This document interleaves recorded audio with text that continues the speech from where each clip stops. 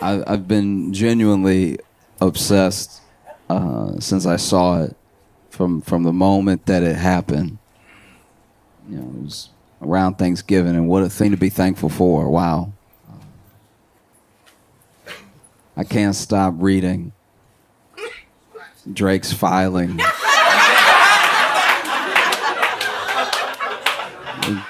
Drake's court filing. Suing UMG. I mean, Drake suing UMG, Spotify, I think iHeartRadio, yeah. Like, he's suing everybody but Kendrick. Like,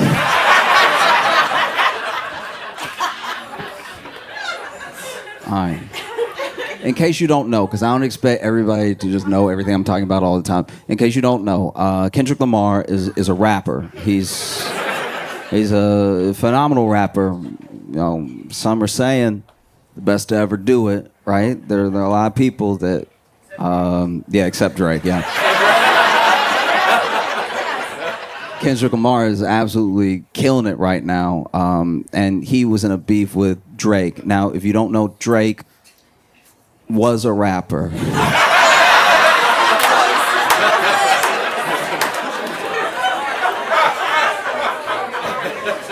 He was a rapper until Kendrick Lamar rapped while he was rapping, and then they did it at each other, and it did not go well for Drake. Now Drake is suing, and it's such a thing to take apart because it's genuinely complicated, right? Like not just the suit, but the reasoning for the suit, and like who would actually be in like a bad position, you know? A lot of this, weirdly enough, if you go all the way back, starts with Kanye, now known as Ye, right? Now, during his Life of Pablo tour, Ye went on this rant. Now, Ye became known for rants. That was like a thing as far back as the Yeezus tour. Probably started, I actually think it started when he was touring 808 and Heartbreak, where just mid-concert, instead of an intermission,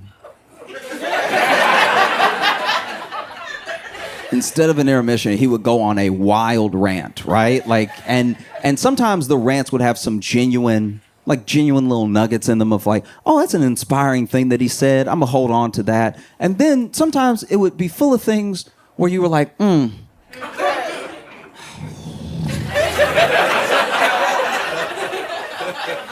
does he know? But he's all right. And in one of these rants that became like part of going to the concert, what's Kanye going to talk about? What's he going to go off on and everything? During Life of Pablo, Ye does this thing where he's like, radio lied to you, right? Now, Ye is probably one of the most imperfect messengers of our time. Like, it's sometimes, hear me out, once in a while, sometimes he has something to say that has genuine value in the industry. There are things that he says that are inspiring to anyone who takes inspiration from it, right?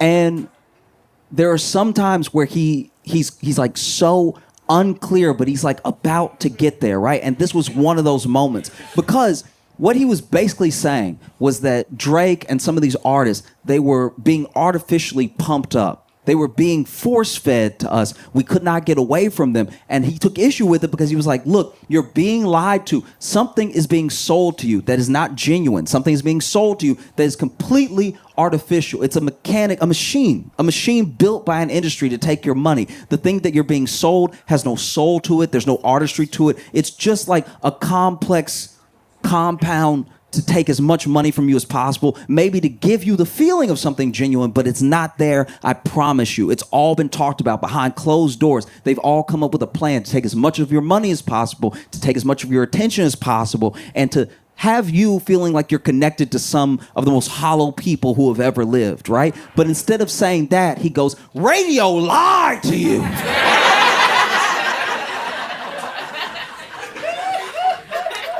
So understandably, in the moment, people didn't quite understand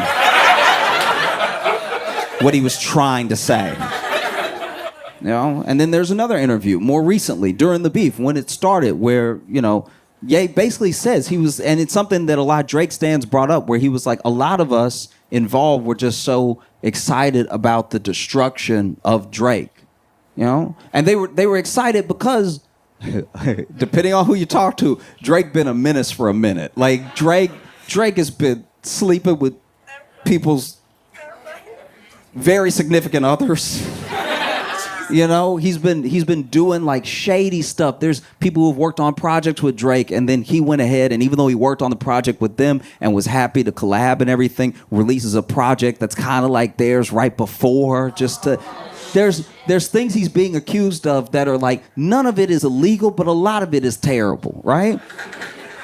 And so, Ye had his own issue with him, Drake, Kardashians, all that stuff. And so he was like, what people don't understand about Drake is that he has a rich baby daddy named Lucian. And Lucian was the top of UMG. And so now at the top of UMG, you have someone pushing Drake nonstop. And if you heard Scorpion, I don't know how you missed it, but it was the most pushed album maybe of all time. Basically, if you got on Spotify, there were people that sued Spotify because they were like, everywhere I go is Drake. I can't click away from Drake. He's coming up on playlists that have nothing to do with him just to push Drake. You will literally type in, look, I'm looking for like a little gym bob to get like some exercise too, but I really want it to be mellow, like a little Regina Spektor or something like that, but a little bit more tempo than like a Regina Spektor. And then Spotify would be like, do you mean Drake in braids? Like,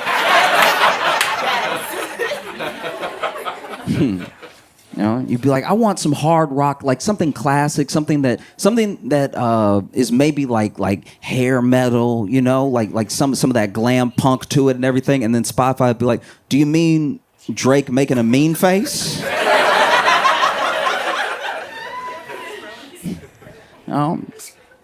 And he files these lawsuits, and the internet comes for him.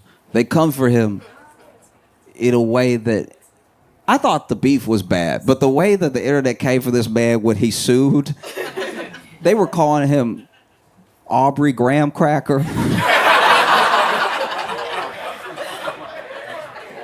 They were quoting lyrics from him. It was I don't know, it was kind of hard to watch. Like I don't even like Drake, and I was like, man, this is a lot. This is but he sues, and I think a lot of people don't understand what the defamation suit is about. Very quickly, basically, he sues first UMG for what he's saying is botting Kendrick, making it so that Kendrick's song Not Like Us is more successful than it actually should have been, right? Making it more popular through bots and through like manipulation because they made it cheaper for it to get streams, which means more people would play it and stuff like that. They lifted some of the copyright so more people would do reviews of it and stuff. And then he sues for defamation, right? And the defamation is still, once again, this is a petition. This isn't like a full-on lawsuit for damages, but it's basically saying that UMG shouldn't have let Kendrick release Not Like Us because of what it said in there about Drake and them knowing that it was false, right? And this is my thing about that. It's weird that he that he sued for Not Like Us but not Meet the Grams, which was so much worse. If you don't know, there's a song called Meet the Grams where like Kendrick talked to his whole family, talked to his son. It was everyone. That's defamation. I felt like he was defamed, as in less famous right then. Like it's kind of wild, But here's the thing. This is why some people are on Drake's side. And I'm not just talking about Drake's stans, right? What he is alleging is that basically UMG, who he's been in this contract with, he got a $400 million contract from them in the earlier part of the 2020s, right? And he made the money back so fast, they start renegotiating again. And if you make $400 million back quickly, they probably gonna need to pay you $600, maybe $800, who knows? And that $400 million contract was the biggest contract in music history, right? And so now he's taking these people to task in a way and at a time that is scary for the music industry. Music industry is losing market share day by day. I'm a firm believer that no matter what music you like, I don't care what it is, I don't care what genre, you personally, you have not met your favorite artist yet. That's true. You haven't met your favorite artist at all. You have to keep listening. You have to keep looking. Your favorite artist is out there, and they're trying to get to you, but there's a machine in the way, right? And so the same machine that built Drake up is the machine that is genuinely in the way of artists who are trying to get to you to be your favorite. Because y'all already have this connection. You just haven't heard their music yet, but it's coming, right? You just have to keep looking. And it's hard to look right now because of basically what Drake is alleging, that UMG, some of these big ones, they use payola, they use all these things to make sure that their artists are the only artists that you hear, so that your favorite is the best of what's been presented to you, right? And it's a tough thing because to call UMG out for it, for Kendrick, without acknowledging that it happened to you. Right. like you know because you were. Yeah, I mean, like that's a tough one. That's yeah, I mean, that would be like somebody at Goldman Sachs being like, they stealing all your money. I'm like, yeah. Okay, all right, I believe you, but weren't you an executive? Yeah, but I'm suing because they stole from me too. They have no scruples at all. They'll steal from anybody. This is unacceptable.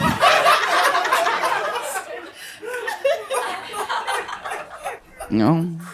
And so what Drake is basically alleging is that through the beef they had with Kendrick, UMG actually picked Kendrick and they built him up as much as possible to tear Drake down so that when he came back to the table and he was going to ask for more than his $400 million, they could look him in his eye and say, your stock has gone down.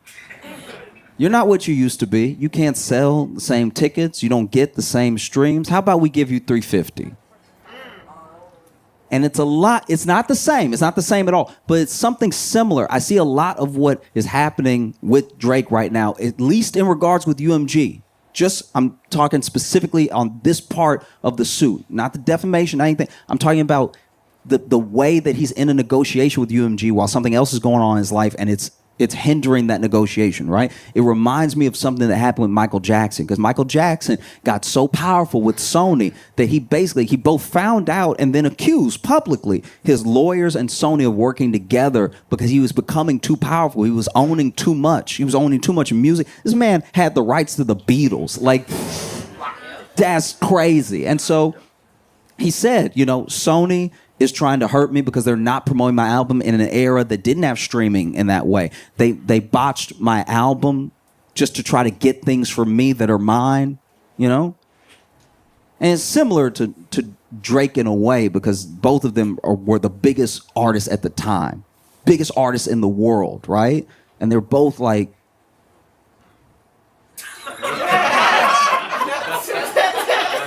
just hear me out. They were both.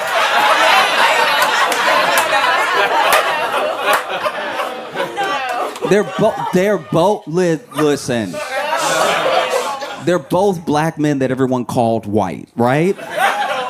And I think that some of that, a part of that, is definitely present in people's feelings on the suit, right? Because there are some people that obviously think it's funny. I kind of think it's funny, you know what I mean? But then there are people who I've heard from and who I genuinely agree with that you can't get away from the fact. You cannot get away from the fact that these two individuals, even though their suits are not the same, even though their situations are not the same, these are two individuals who built themselves up to be the biggest in the world. And when it came time for a company to pay them, maybe they did whatever they had to do to not have to do that. Now, I don't believe, personally, the botting thing, because people genuinely were dancing to Not Like Us. People were genuinely losing their minds to Not Like Us. Like, I guess I believe the bot angle that Drake has if he thinks all black people were bots. Like, that's kind of what it would take. You know bots. You know how bots be.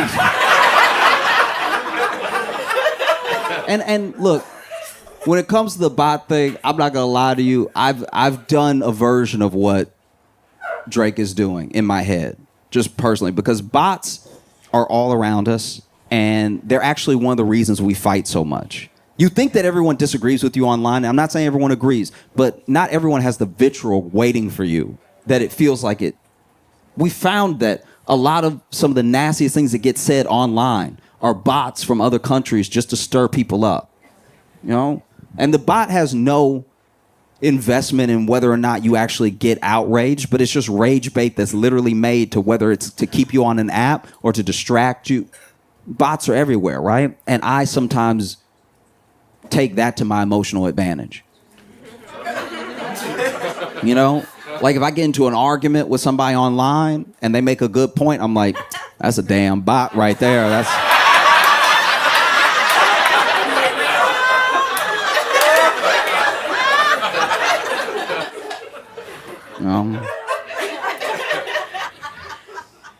Like I used to be on the apps back in the day, and you know I would sometimes meet somebody, chat with them a while, then go on a date and everything. Maybe the date wouldn't work out, but I didn't get their number, and so I messaged them again on the app, and they don't respond. Like they ghost me, and I'm like, that damn bot's something else. That's...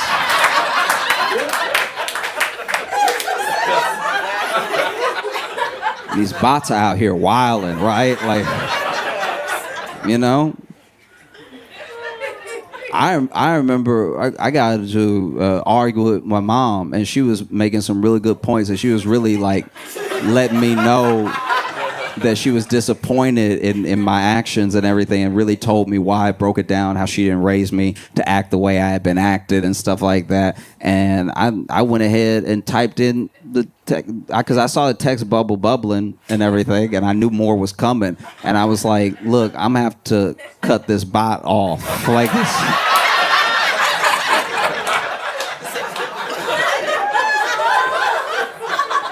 Don't have time for bots. It's a good tactic to take. Anything in your life not going the way you want, call it a bot.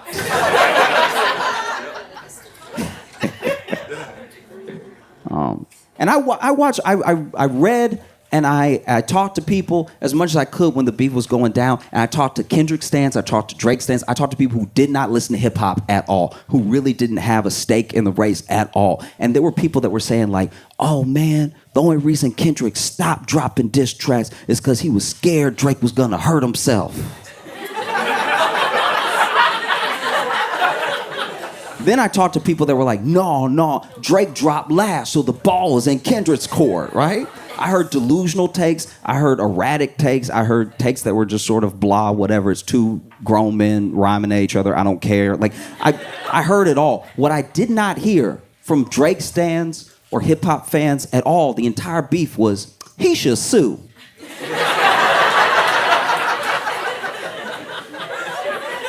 That smells like a lawsuit. Never came out of anybody's mouth, right? And so understandably, there are people that are upset with Drake for suing because it's like, wow, if you sue and then you win, what does that do to battle rap? What does that do to hip hop? Hip hop literally has artists talking about other artists being like, I'm going to sleep with your baby mama.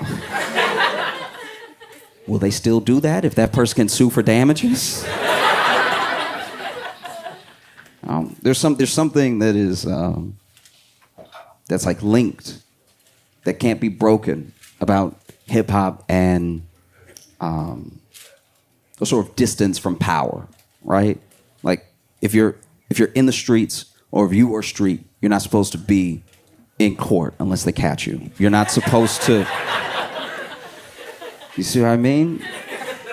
It just feels a lot to me, everything that's happening right now between Drake, Kendrick, and UMG feels a lot like what happened between Deontay Wilder and Tyson Fury in boxing, right? Because you look at Tyson Fury and Deontay Wilder, two heavyweights. In case you've never watched boxing, I'll make it very simple for you. Two heavyweights in the world that were number one and number two, right? And we rarely get that in a lifetime, that the best in the world is fighting the second best in the world. And Tyson Fury is a world-class boxer, and Deontay Wilder hits really hard, okay? He's not quite as good of a boxer as Tyson, but he hits so hard, you think that he must knock the soul out of people, right? And so, sure enough, they fight, And in the first fight, Deontay Wilder knocks down Tyson Fury in like such devastating fashion that when he hit the ground, personally, so he got knocked out for a second with his eyes open, and I thought he was dead. I was sure I had seen something terrible. Like I was sitting there just looking around, even though I knew I was the only one in the room.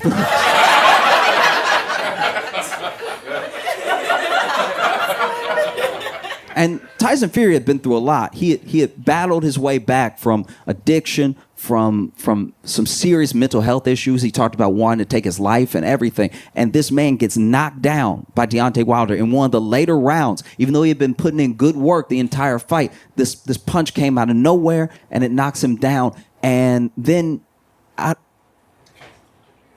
of nowhere, he blinks. And a part of me was like, he might still be dead. That's a reflex. I've heard of dead people blinking. That doesn't... And then he blinks again, and then he gets up, and he gets up all at once, just sort of rolls himself up and stands up, and the world is shocked. It's one of the biggest moments that year in sports. How did this dude get up? That feels impossible, right? This man sits up, stands up, and even Deontay Wilder is like, I thought you were dead. Deontay, like, he wasn't on camera in this moment from this angle, but he was probably looking at his fist like, I thought I killed him. That's okay. And they finished the fight, and the fight is a draw, and a lot of people thought that Tyson won the fight. And a lot of people said that it was a draw because boxing is rigged and it's corrupt and everything like that. I'm willing to believe both those things, but basically they did have to fight again because it was a draw. So neither one of them had lost their O yet, right? Second fight, Deontay Wilder shows up ready. And in his mind, he's like, I almost killed this dude the first time. So I'm gonna knock him out this time. It's gonna be simple. It's gonna be easy. I'm gonna get right to it, right? I actually gave him a little too much respect. I backed up a little bit. Go in, right? And Tyson Fury beats Deontay Wilder and beats him pretty bad.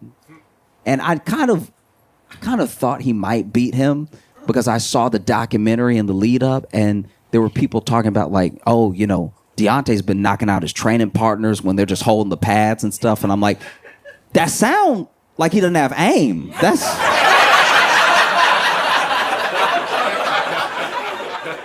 You know what I mean? Like, I'm not a boxer, but if somebody holding the pad here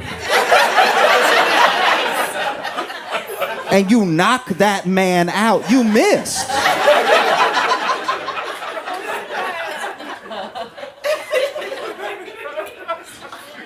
So, you know, Deontay Wilder gets beat in that second fight. They throw in the towel and everything. And Deontay cannot accept that he lost the fight. He actually cannot accept it. He literally says, like, no, he must have cheated then. Because I almost killed this dude. This dude must have cheated. And he takes him on this long campaign. They try to investigate him, everything. They even pull out a clause where they have to do a third fight, even though Tyson wants to go and fight someone else now, and he goes on a whole campaign where he's like, no, this guy cheated. He must have cheated if he beat me because I had him. This dude, we thought he was dead. I had this dude, and then he just beats me like that. There had to have been something. Maybe he had brass knuckles in his glove. There were all of these theories going around, even in the boxing world and stuff. And that's what happened to Drake. Drake didn't believe Kendrick could beat him. He was like, no, too many people on my side. I'm too popular. I'm too big. I'm genuinely too big to fail. He thought, even though he was going into contract renegotiations with UMG, let me go ahead and have the sparring session with Kendrick. Number one, number two, going at it. It's going to get a ton of buzz. And then after I beat this dude, I'll be able to come to the table and be like, pay me my $800 million. Because I just took out supposedly the best rapper, right? And then it didn't happen that way. And so now he's saying, you must have cheated. There's no way, you know? And this is a genuine mistake. Because now, if this actually follows all the way through and goes from a petition into a lawsuit, Not Like Us is going to go into public court records. A stenographer is going to have to type out the lyrics to Not Like Us. I don't think he thought it through. Do you know what I mean? Because, and this, look, maybe this is me being a hater. This is me making some assumptions. I'm just throwing it out there. This is what I think. I think genuinely that Drake's lawyer is definitely white.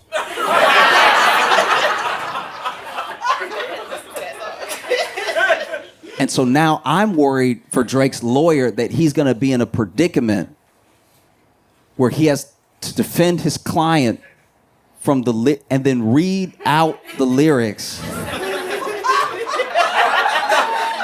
to not like now look, rap lyrics in court is nothing new. Rap lyrics get used to, send rappers to jail. It gets used against them and in all these different ways. It's nothing new.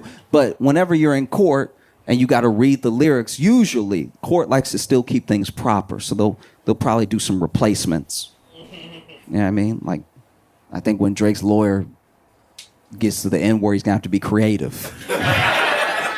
He's going to have a different word in there. Probably something like, gentlemen.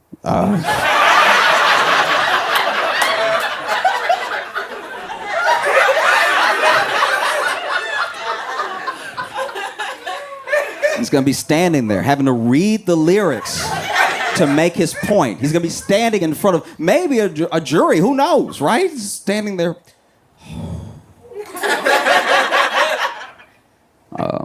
Okay. They tell me Chubb's the only one that get your hand-me-downs. Party at the party playing with his nose now. And Baca got a weird case. Why is he around?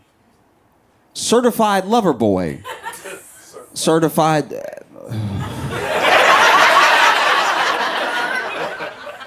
Your Honor.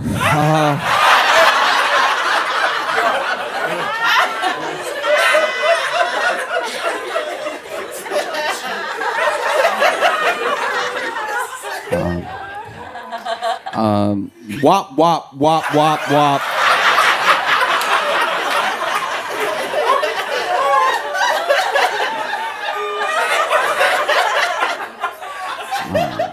Dot, F them up.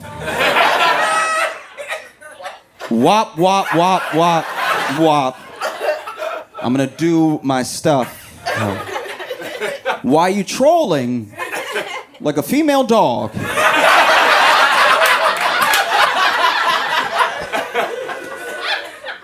Ain't you tired? Trying to strike a chord. And that's a lot of O's.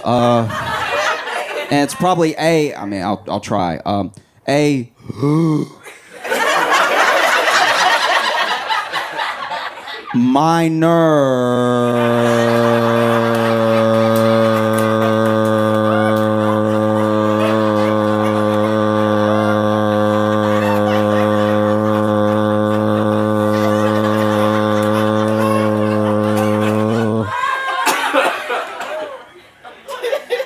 I'm sorry, I'll do one quick correction here. They're missing an apostrophe R-E here.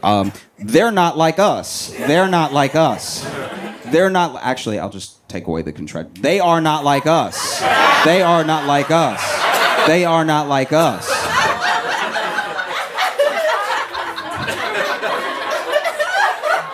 No. It's brutal. It's absolutely brutal, And I'm torn because there's things in this suit that if it goes through, if they can prove that UMG and even some of the other big labels are still using payola, maybe they have to do such a big payout that they make it not worth it to do it again. That's a genuine hope that I have. Or maybe the government can look at these labels, look how much power they have, and it's unlikely, but break them up a bit. Right? They're already losing market share with us, the people. They already don't have the power that they used to have, right? No matter how much they push, no matter how much they repeat, sometimes it just doesn't work. Because we know they're doing it, by the way. We already know they're doing it because we know when we look at charts and they're like, this is the top artist. And we're like, who?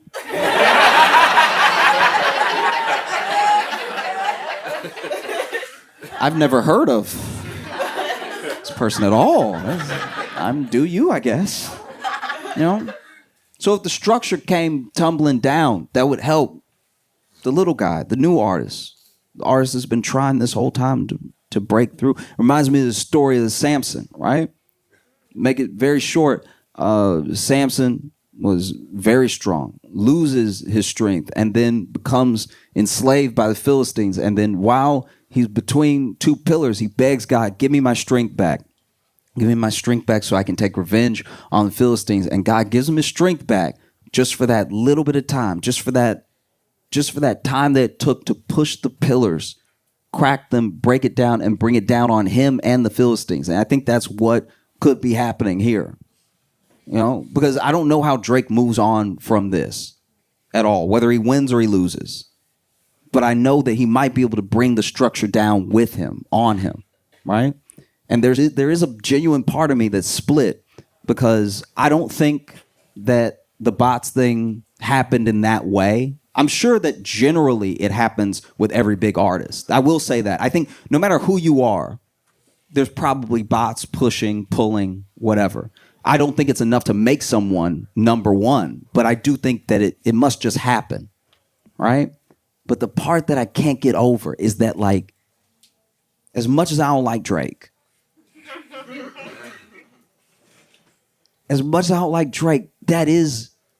that's a black man trying to get paid what he's worth. He made that money back for them. They should pay him. They do owe him.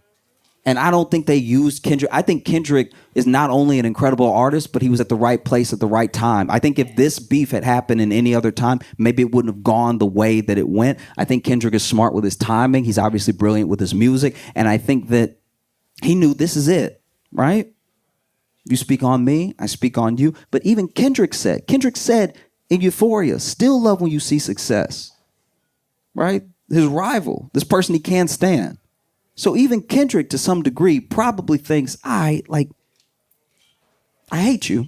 Don't get me wrong. If you fail right now, that'd be hilarious. Like, I hate you. But also, you made them that money. Because there's no real proof, which I think actually hurts Drake's case. There's no real proof that he is not going to make a comeback because he's still one of the number one trending artists without releasing an album this year, even as he lost all that stock. And the stock he can get back quickly. I'll tell you how. I don't know if he'll be able to do it, but all he has to do is be like, y'all, could be an Instagram story. He loves that. Instagram story where he comes to us, the people, and he just says, look, y'all, all right, maybe this isn't the way. He got me. All right, I got God. But you know what? I got something for you, my fans. I have new music coming, and I hope you love it. That's it. Let it go. You know what I mean? You got God. This stuff is way weirder. You're clearly spinning out. If anything, it makes me more afraid of Kendrick because you gotta remember first lines of Euphoria. Superpowers getting neutralized. Famous actor. Once knew was looking paranoid. Now he's spiraling. Who lets you sue as a rapper? You gotta be spiraling to do it. That's like being a bona fide gangster and getting shot and then being like, police!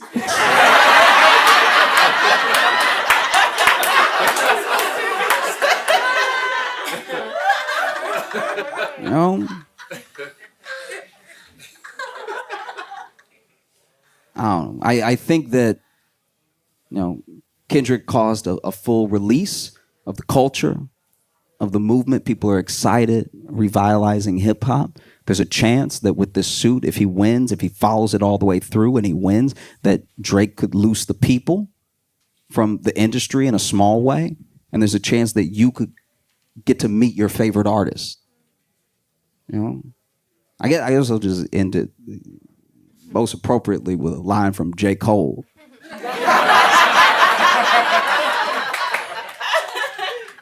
I love to see a black man get paid. Been very excited. I've been very, very excited. Been highly anticipating a bout that's coming up. Mike Tyson versus Jake Paul.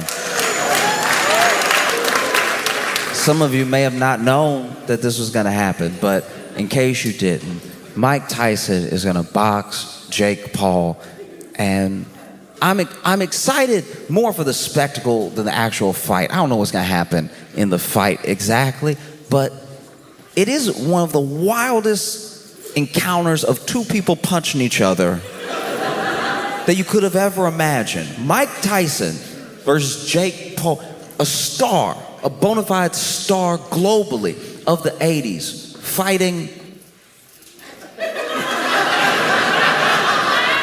one of the most popular influencers that the modern era has to offer. And it just feels like somehow the 80s are fighting the 20s. Do you know what I mean? Like Mike Tyson versus Jake Paul feels like Sylvester Stallone versus Liam Hemsworth. It's like, you're just kind of like, what? How? How are they even close enough in age to have anything to argue about? This is crazy. If you don't know Mike Tyson, I know that some people are too young to have like really watched him fight. I'm too young to have like remembered those fights live. Some of them I wasn't even around for, but I watched the tape and it's devastating. Mike Tyson is one of the most bona fide terrifying people. You know what I mean? Some of the things that Mike Tyson would just say, I'd be like, oh, to even think it, you must be willing to do it. Do you know, like there was a press conference one time where Mike Tyson was sitting there and he's like, this thing, I don't think these guys understand. I'm not here to just box. I'm not here to fight or anything. I'm trying to take their health.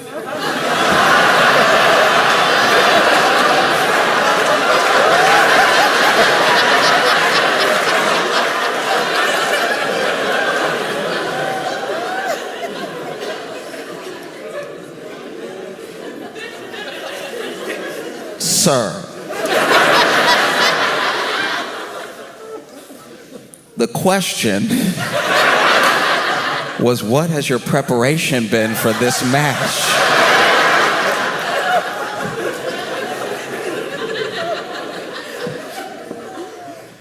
Mike Tyson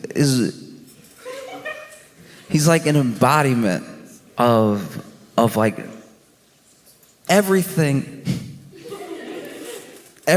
like fierce, violent, and dangerous in one person that also very much loves birds.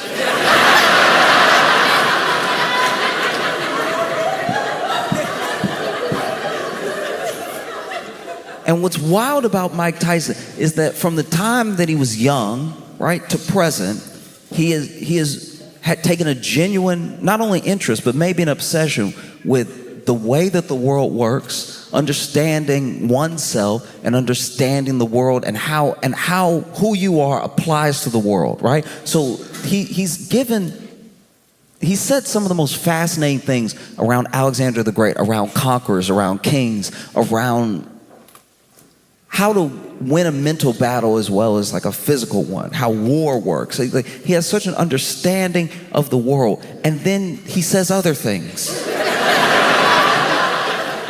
Other things that are so scary that you're like, sir, just shoot me.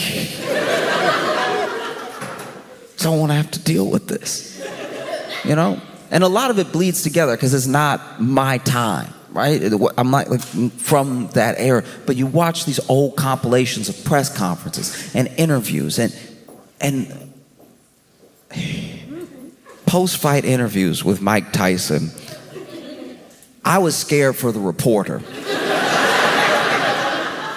Because you have a man who's been training to basically kill a man with his fists, even if it took him 12 rounds, and it took half of one. So by the time you interview him, he's still got a lot of energy.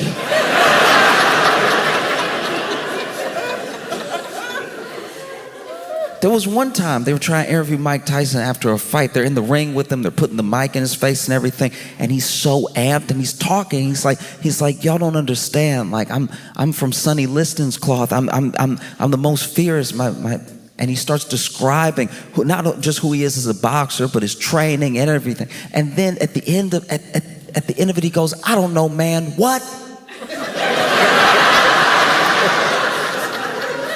And I think if I had been the reporter, I'd also be like, nothing. I didn't say anything. Don't worry about me. Mike Tyson press conference was a master class in psychological warfare. He would say things that had you thinking like, oh man, this dude's like out of his mind. Or this dude really wants to kill me and I don't know him. That's gotta be tough as a fighter, to sign up for a fight. And you know we both fight. But one of us loves fighting. And we both like it, that's why we do it, and we're both good at it, that's why we do it. But one of us is so excited to hit, they don't care if they get hit. It's a very different person. Do you know what I mean? Even when you're mad, even when you're angry, and you're like, that's it, let's fight. You're trying to get the aggression out, and you want to hurt the other person. And yeah, maybe you're willing to take a few punches, but you aren't in a fight loving getting hit just so you can give a hit. It takes a different type of person, and Mike is a different type of person. You know? When you look at where Mike Tyson comes from, it's astounding that he made it to where he was. You know, Mike Tyson comes from Brooklyn, was in Bed-Stuy, and then at a young age moves to Bronzeville, and is devastating because it's not the Brooklyn that you know now. You know what I mean? Like there were no cupcake shops. It was Brooklyn in a way that was, let's say the property would be cheap, all right? Like if you were trying to buy, all right? Devastating conditions. And he talks about how there was just, you couldn't even go to the bathroom inside sometimes where they were staying and stuff. And all that stuff can make a hardened person. Because he didn't just have to live in certain conditions. He had conditions waiting for him when he got outside. He talked about it. He had to fight. He had to fight all the time. He had to be ready to be tough all the time. People will test you all the time, right? He talked about his first fight. Because like I said, Mike Tyson loves birds. It's truly one of the sweetest things about him. It's one of the things that like gives you a glimpse into the humanity of a person that's only known as being this fierce beast, right? Loving these birds, being gentle with them, caring for them, spending time with them, you know? Really taking care of them. And when he was a kid, there was a kid who took his bird. And he was like, give it back, give it back, give it back. And give it back, I think give it back genuinely in the way that a kid is asking you earnestly from the bottom of their heart, no, please, give it back, right? And that kid killed that bird in front of him. And then Mike Tyson, I'm assuming, killed that kid because he at least let him remember what would happen. And Mike would get into trouble, and it's easy to say, you shouldn't do this, you shouldn't do this, you shouldn't do this, right? All those things can be true. Obviously, you shouldn't be robbing people, you shouldn't be selling stuff, you shouldn't be out here with these people who are on a bad path and everything. But when you have what looks like no other option from those things, how can you expect someone to just know? You drive down the path that's been paved, you know? And so he ends up in like detention centers and stuff like that. And at one point, Mike Tyson meets Customato. Customato sees him, and immediately he knows. He knows this kid is special and he's different, and not only just because he's built different, not only because he's big for his age, there's just something about him. And he gets the opportunity to like box a little bit. He goes to the gym, he's hitting bags and stuff, spars a little bit, and Customato sees in something in him. And after sparring, as the story goes, they ask this kid who's just sparred with some grown men, "How old are you?" And then Mike goes, "I'm 13. And then these grown men look at each other and go, "This nigga at least 30. Like, there's no way." You better put a 0 behind that 13. That's what? 13. And Customato, to my knowledge, actually adopts Mike Tyson. Takes him into his home, right? Not just to train him, but to care for him, to love him. Because all of this energy, all this fierce potential can really go somewhere if you nurture it, right? And then under Customato's leadership, Mike Tyson does become as fierce of a person as Customato thinks he can be in the ring. And Cus believed in him before he believed in himself. I think that's why their friendship, that mentorship is like, when you see it, there's something special about it. Because anyone who sees anything in any of us and pulls it out of you, right, just with their belief, that's a very special thing. And the only people that wish Customato hadn't done what he did are probably Mike's opponents, because Mike would have fights that were so damn fast. You can see it even in the video, even in some of the amateur fights that were actually on video. You can see in the opponent where they were like, "Does he have a hammer? What is he doing? That really hurt." And then Mike gets older. Mike becomes world champion. Youngest world champion, right? In there with a boxer with real experience, who's also a special fighter, right? But Mike hits him in a way that maybe he's never been hit before. And if you go back and you watch the video of this knockout, I shouldn't laugh, but Mike didn't just knock this dude out. Like, he didn't knock him out cold, right? This dude gets knocked down again, and he's trying to get up, and you can tell that his body is like, "Dog, we done. Don't. No. You know, like when you're in a bar fight and your buddies hold you back, that was that guy's whole body. Like, you can even hear the announcer be like, "Oh, he's fighting to get up, but his body won't let him," because his body is like parts of him that didn't get hit. This dude got hit in his head and the chin, and even his feet and his knees and his hips were like, "Look, if you ever want to speak to us again, don't stack us up on top of each other right now. You need to sit down." And then Mike Tyson becomes world champion. He becomes everything that Customato thought he could be. He becomes everything that he knew he was, right? It's a beautiful moment. And then it's important when you think of Mike Tyson to understand that Mike Tyson is America. A lot of Mike Tyson's story is how America works, right?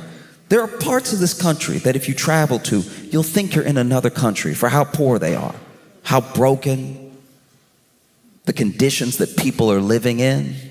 It looks like the developing world in some parts of America, and we don't like to talk about it. We especially don't like to take care of those people because it means we have to really look at ourselves to do it. But there are people that come out of those conditions that build themselves up into something that no one else could have imagined based on where they started, right? Mike Tyson is just like America. Mike Tyson is fierce, fearsome, incredibly violent. People in other countries look at America the way that we look at Mike Tyson. Genuinely, if you travel, and I mean really travel, I'm not talking about just go to the tourist spots and the places that are popular to go. If you really travel and you know world history and you go to a place and you ask them about America, right? A country that we've attacked before, they look at us like we have a tattoo on our face.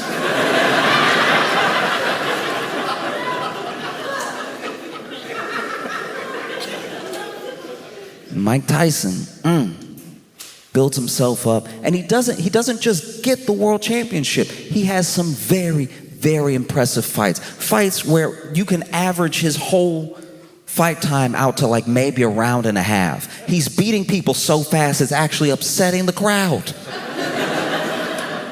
I know people who paid a lot of money to go to a Mike Tyson fight and went in the bathroom at the wrong time. Sit there the whole fight card holding it, and then you're like, oh, he's only walking out, I got a second. And then from the bathroom you hear, oh. You're like, oh no. I mean, then Mike goes down a downward spiral. He loses Customato. He loses this person that was a mentor, that was a friend. You know? And he tries to find his way, but he's still very young. People forget how young he was when he was Mike, when he was Iron Mike, and he was fearless and he was undefeated, and starts, getting lost in it. And he'll tell you that. He's talked about that. He got lost, right? Goes to jail at one point. Like, this dude is on a dark path, And even, this is attributed to Mike Tyson. I don't know if he actually said it like this, but he was like, I was a baby. And you gave me millions of dollars to punch people in the face. And you didn't think this was going to go off the rails somehow? Like, you didn't think that this was a bad idea, maybe? No.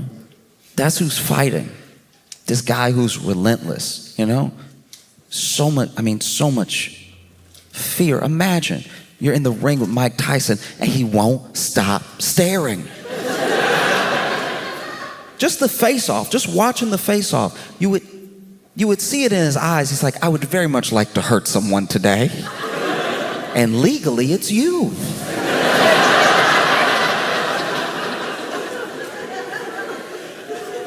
And he was fast, and his movements were jerky, but they were quick, and they clearly hurt, because some very big men did not get up. He would hit people so hard sometimes that you'd be like, I think that guy's dead. And then he'd twitch, you'd be like, he's all right. That's who's fighting. And then you have Jake Paul. One thing people need to understand about Jake Paul, if you don't, he's very much, we are in Jake Paul's time. Whether we like it when I say that or not, he's having his Mike Tyson moments right now. World famous around the world. People tune in from around the world. They watch his fights. They watch his YouTube videos. This dude is a true bona fide star, right? And we can argue about if he's as popular as Mike was back then and why the internet is different, but he is very popular. And he loved boxing. He feels like boxing saved him. That's something similar that he has with Mike, because this kid, he got a camera from his dad, him and his brother, when they were young, and it was to film themselves while they were doing football so that they could improve, right? Which I don't know how that works. I don't play enough football. Like, if I did that and tried to tape myself playing football to improve, I think I would just be like, this is where I got hit. And this is when I hit the ground. I think that's all I did. I don't know was that right? Is that how you do it? And so him and his brother start making videos, like little YouTube videos, whatever. They're putting them online. They're getting some looks every now and again. But then Vine came out. And if you don't know what Vine is like TikTok granddaddy.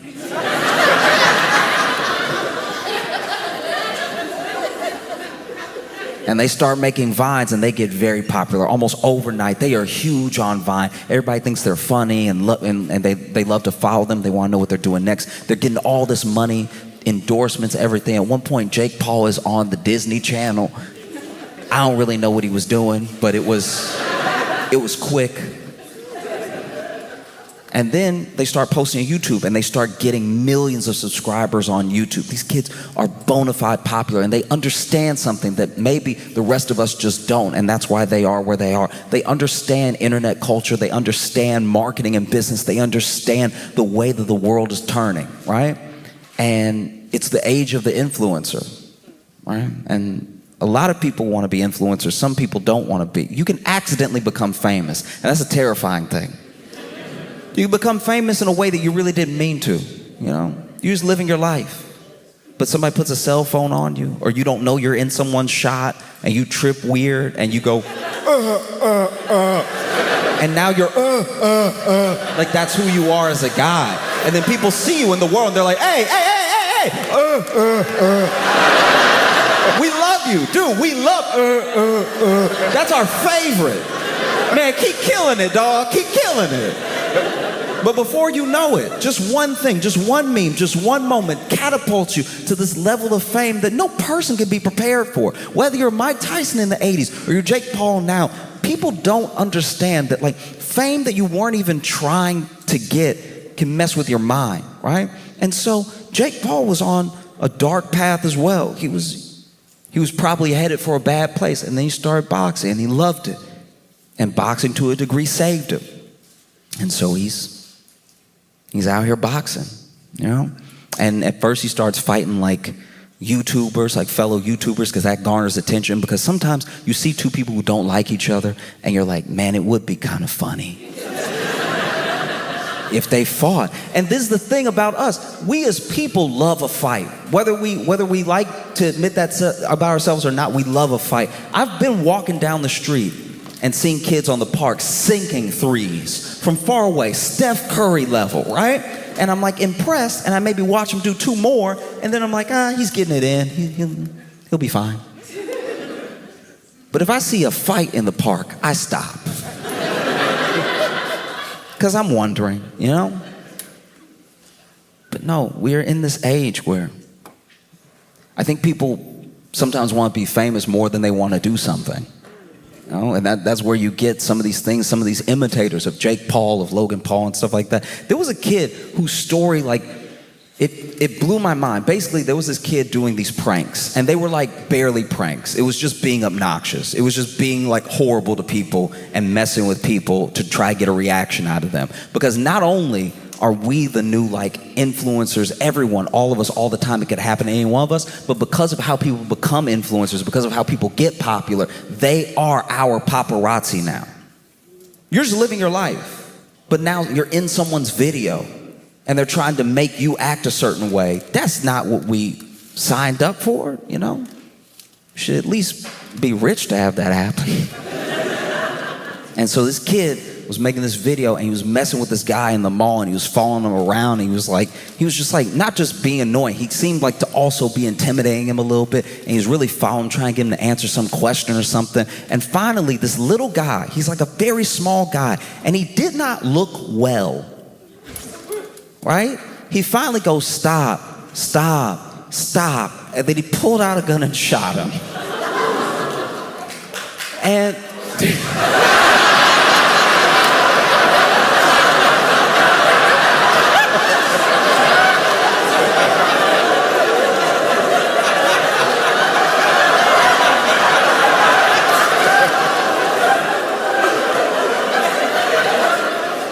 I am praying that's not him.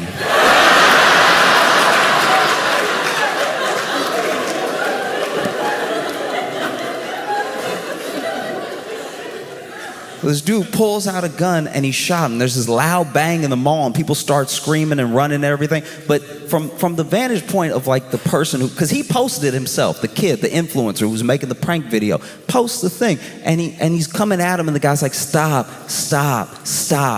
bang. And then as soon as you hear the bang, this kid, the prankster goes, oh! And to be fair, there's no cool way to get shot.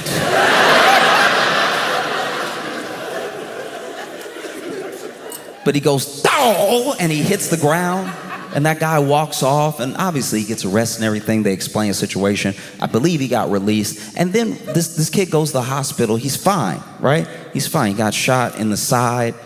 and he's fine. But when they ask him about it, they ask him how he feels about the fact that this thing happened. Like, is it change how he's going to make content? He got more followers from it happening because it got on the news and people wanted to see the kid that got shot, and they wanted to see the other stuff that he did. So he did get more popular, right? And they wondered how he felt towards the gunman. This guy shot you and you were being annoying, but did you deserve to be shot, right? And then this kid sitting in his hospital bed, his dad, by the way, is furious. His dad is like, there are people saying my son deserved to be shot. My son's just a kid, right? And this kid sitting in his hospital bed, when he's asked these questions, goes, it is what it is, dog. Like,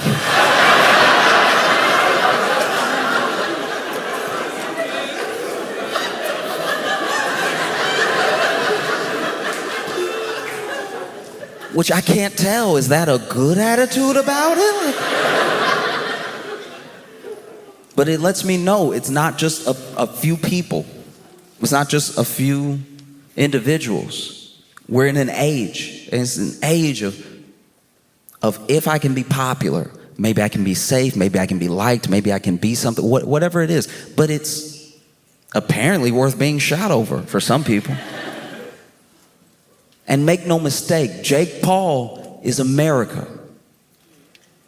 I don't know how it feels to have me say that, but Jake Paul is America. A lot of what America embodies is what Jake Paul is, right? America is business, usually business first. We can worry about being a country later. It's business, and it's fame, and it's money, and it's influence, right? You go to some of these backdoor meetings that some of these world leaders have when America convinces them to do something. We don't know how they do it. Maybe it's with money. Maybe it's with other things. Maybe they're like, hey, look, we'd hate for something to happen to your whole island.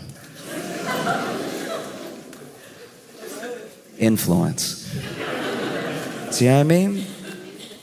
And so now you have these two boxing, and people don't know what's going to happen. Obviously, there are people that want Mike Tyson to hurt Jake Paul very badly.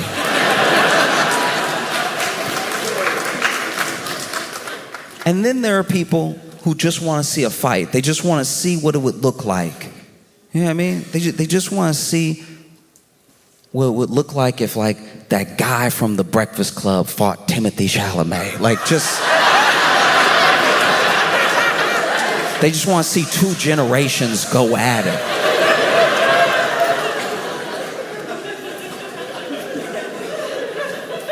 You know? Because let's be honest, it's an odd fight. You know, Jake Paul has fought former MMA fighters. He's fought former NBA players. He's fought YouTubers. He's fought one established boxer, maybe two pro boxers that I know of, right? Because I don't know his entire record. But he said that the thing that made him do this, the thing that made him push for it and create it, was he did some ayahuasca. And when he did the ayahuasca, he said he saw himself fighting Mike Tyson.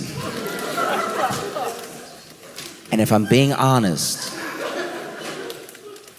taking ayahuasca and seeing yourself fighting Mike Tyson sounds like something Mike Tyson would say doing ayahuasca. Like, I could more clearly see Mike Tyson doing ayahuasca, and he's like, I saw myself fighting Jake Paul. I don't know, man. I had to think to myself, you know, if I did ayahuasca and I saw myself fighting Mike Tyson, I'd probably have to sit back and be like, maybe heroin's the answer. Like, I don't know. This ayahuasca is not it for me. No, thank you. You know? And so, as soon as he had that vision, though, he put it into motion. And that's the marketer, that's the businessman, that's the promoter in Jake Paul. He saw this thing and he had to create it. That's also America, by the way. You go to other countries and you're like, oh, I have this big dream of doing this thing. A lot of countries are set in their ways, right? America is properly crazy. we'll let you do anything, fundamentally. And so now they have a press conference. They're together, and Jake Paul's very good at being the heel, you know what I mean? But it's hard to be the heel when you're fighting Mike Tyson. Like, people might be booing you, but he's saying truly upsetting things. Mike Tyson was in a press conference one time, and he was like, look, all I want is for his kids to be watching us fight and see me beat them so bad that they're like, Daddy, no.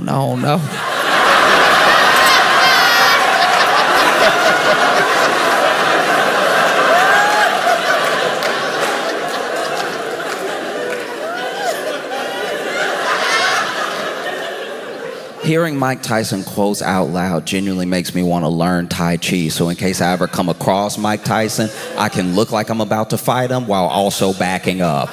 Like,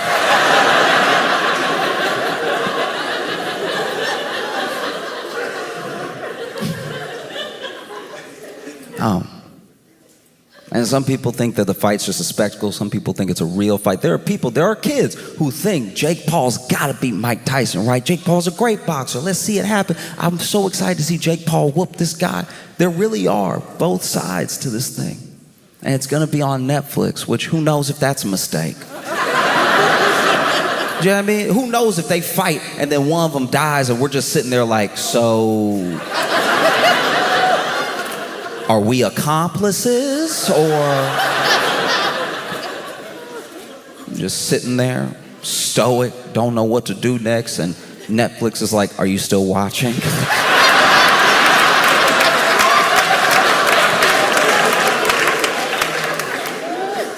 Not now, man. You know? And it's a gamble as well. It's a gamble. Is one of the biggest gambles we've seen, because Mike Tyson is, to some degree, putting his legacy on the line. He's one of the most fierce fighters that's ever lived. People talk about Ali and Tyson.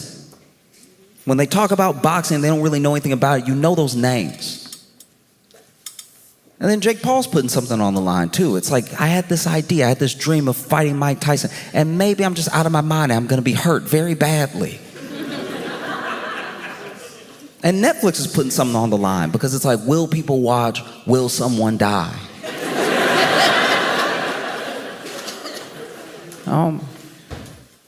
It's a genuine gamble. And if America is anything, it's a proper gamble. You know what I mean? Like, that's what we do. I don't know. I admire an aspect of what Jake is doing, because Jake loves boxing. And no one will probably ever give him credit for it, but he is revitalizing a part of boxing. People talk about boxing a little bit more now because of the popularity that he brings in, the new kids that he brings in, and he's putting himself on the line because he loves boxing. And that, to me, is wild. Like, I love hip-hop, but I wouldn't try to battle Kendrick Lamar. Like... When I